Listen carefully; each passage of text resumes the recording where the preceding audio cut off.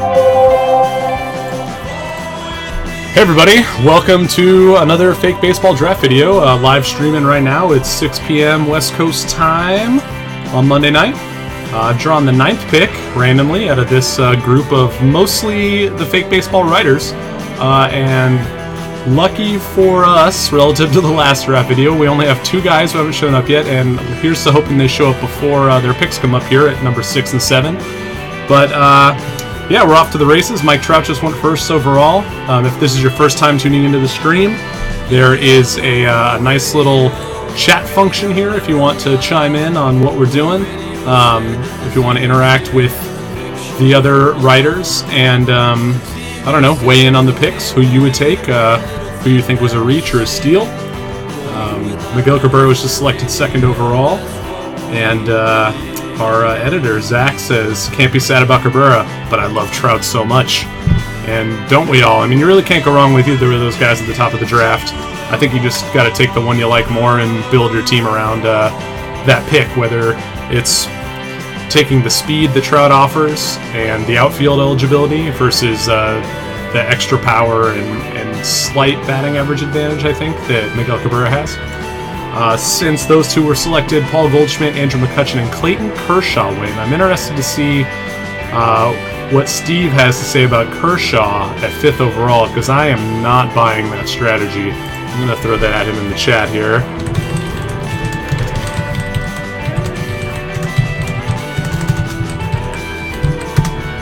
After Kershaw, Carlos Gonzalez and Chris Davis were taken.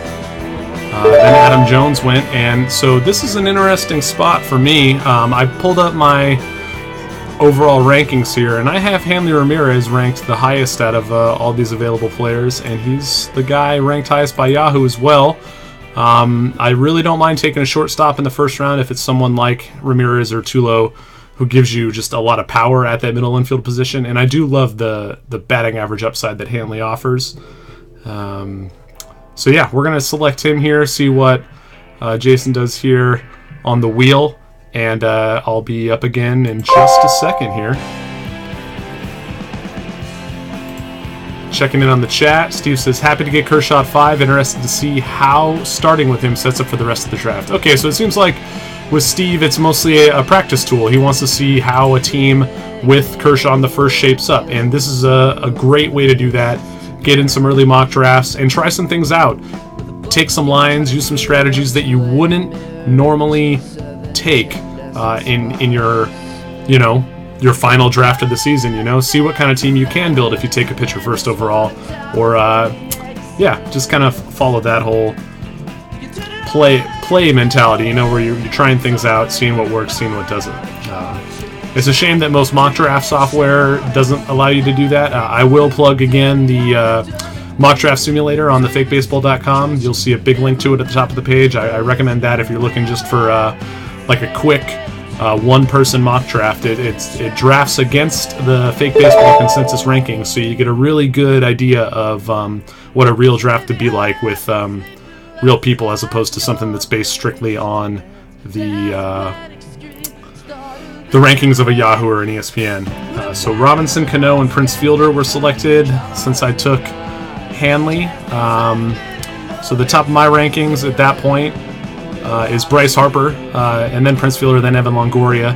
I'm going to just go with my rankings for now, although I would be tempted to avoid taking an outfielder here before I take a corner infielder. With that said, I think Harper's a pretty good bet for 30 home runs and 20 stolen bases if he stays healthy, which I don't necessarily know if either Longoria or Fielder would have that speed upside. I'm almost certain they wouldn't. So I'm going to take Harper, and again, this is me kind of just playing with the rankings, and as I'm doing these drafts, what I will acknowledge is that I can draft by these rankings for now, and if I don't like the team that I drafted at the end of the draft, maybe it's time to reevaluate how I'm ranking these players.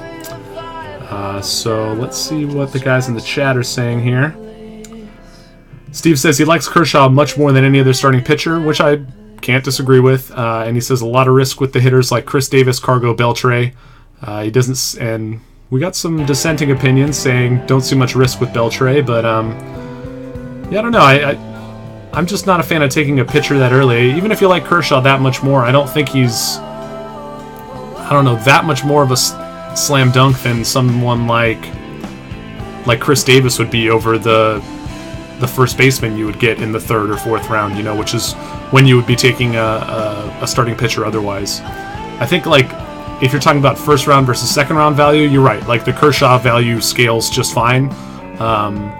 But as far as, like, 1st round value versus what you'd get in the, like, 4th round or 5th round or 6th, 7th, 8th, 9th round, which is where I like to start taking pitchers, like, after the 5th, I feel like the drop-off at the hitting positions is a lot steeper than the drop-off from Kershaw to the guys down there. I could be wrong. That's just my perception of things. Let's see. Let's recap some of the other picks here. After I took Harper, Ryan Braun went, then Edwin Encarnacion, then Beltre, then Tulowitzki. Zach says he was gunning for Tulo, and he has instead selected Evan Longoria. Zach, I don't hate that pick. He was a guy I might have taken second with my 2nd pick, so pretty good value to get him closer to the end of the round than where I would have taken him at the end of the top of the 2nd round. Only 4 of us had him above Hanran. I'm trying to interpret a it's about the rankings. It's about the staff rankings on the fakebaseball.com. And where we had Hanley versus Tulowitzki. So let's pull that up real quick. Uh-oh. Lots of stuff going on here. You guys should definitely jump in and check out what we got going on the site. A lot of good writers, a lot of good content that'll help you get ready for the season. If the rankings link will work, I will go look at it. There we go. Staff composite. So it's talking about shortstop. Yeah, only Zach had Tulo ahead of Hanley, and I think it's all about injury risk, Zach. Anyway, after Longoria, Yu Darvish was selected, then Joey Votto, then David Wright. Zach's apologizing in the chat for wording things strangely. That's fine, dude. I'm just glad you guys are listening to me. That's fantastic for me.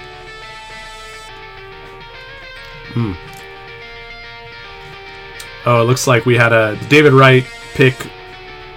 Should have been Votto according to that drafter. I'm sorry I don't recognize the Twitter handle to go with the name, but that's at Zulu Delta Romeo ZDR. So I think that's the other Zach probably. Let's check in on the chat here, see if we're seeing any more. Nope, just Steve. We got 11 viewers. I don't know how many of those 11 are the drafters in the draft right now, but thanks for watching if you are. Puig just went to, looks like, kick off the 3rd round, and that's a pretty sweet value. He might put up numbers real similar to Bryce Harper, and he just went a lot later, so it makes me kind of regret that pick a little bit more, and I don't know. Drafting at the end of the 1st round, beginning of the 2nd is kind of a tough spot. I feel like you're not getting great value at either spot. I mean, you're getting whoever it is. In my case, it was the 9th best offensive player, the 9th best player off the board, who I, at the time, assumed to be Hanley Ramirez. But that 2nd round pick, like, there's not a whole lot of drop-off from the beginning of the 2nd to the early 3rd round. And even at this point, when you're looking at guys available like Giancarlo Stanton, Jason Kipnis, Jose Bautista, these guys all have the upside to deliver 2nd, maybe even 1st round value. So it'll be interesting to see where, like, along the draft order is ideal to be. I'm typically of the mind that I want to draft as close to 1st pick as possible, and I think that's why a lot of people advocate for a 3rd round snake reverse, or maybe it's 4th round. I've seen it done a couple different ways, but as an interesting caveat you could throw into your draft if you feel like one end of the draft has a distinctly larger advantage based upon where they pick. After Puig went, then Adam Wainwright and Giancarlo Stanton were taken. Zach Harbison says, don't love to take a starting pitcher this early, but I feel like Wainwright has good value here. Yeah, I mean, Wainwright's a pretty excellent pitcher. You can't go wrong with him on your team. Whether he's worth taking over some of these hitters is, I mean, it kind of depends on what kind of value you can get with your later picks more than anything else. Zach Jacobson is back on the clock here, and let's take a look at his team. He started off with McCutcheon and Longoria. That's a fine start, if you ask me. It'll be interesting to see what he does here. I could see him taking a middle infielder, maybe a Kipnis, or if he wants to jump on this starting pitcher run. There are a lot of great pitchers available: Strasburg, Hernandez, Cliff Lee, Scherzer, Jose Fernandez. Let's see who's sitting at the top of my rings. He just took Jose Bautista. That's another pick I like, and probably one I would have made in his spot. We're kind of down here into the 20s at this point. And guys at the top of my list: Pujols, Jay Bruce, Justin Upton, Jacoby Ellsbury, Gene Segura, Alex Rios, Freddie Freeman. So, Carlos Gomez is also still available. He would definitely be on my radar here, and I'll add him to the queue on the off chance he makes it past these 4 drafters. I do like Gomez. I don't know if I want to add him. Well, he was just selected to this squad because with Harper being a bit of a batting average risk already, I know that Hanley offsets that to an extent, but taking another 265 to 285 hitter in Gomez isn't necessarily what I want to do right away. With that said, it's not like you're going to get a whole lot of amazing batting average plus power and speed guys at any point in the draft, so Gomez is a fine option if you're willing to assume that risk. I understand I'm talking about risk in the 3rd round here. Most of these players are all very good, but this is where you can really lose a draft if you take a guy who just kind of craps the bed on you. If you waste early picks, that's what really hurts you in fantasy baseball. Missing on your mid and late round picks is pretty typical, and because you're going to end up dropping half of those guys anyway. After Gomez was taken, Jacoby Ellsbury was selected, then Jason Kipnis. So one more pick before I'm up here, and it was Freddie Freeman. So I'm looking at, according to my rankings, we're in the Albert Pujols, Jay Bruce, Justin Upton range. I think actually Bruce might have been taken. He was not. But with that said, let's take a look at who this guy on the wheel has already. He has Prince Fielder and Robinson Cano. I think he's more likely to take an outfielder.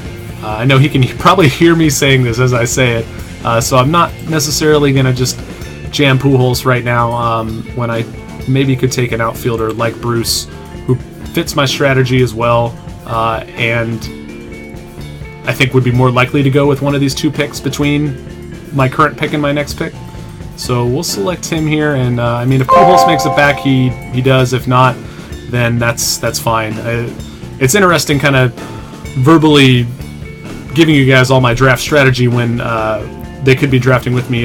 This would be an inner monologue if I was drafting against all these people in a real scenario.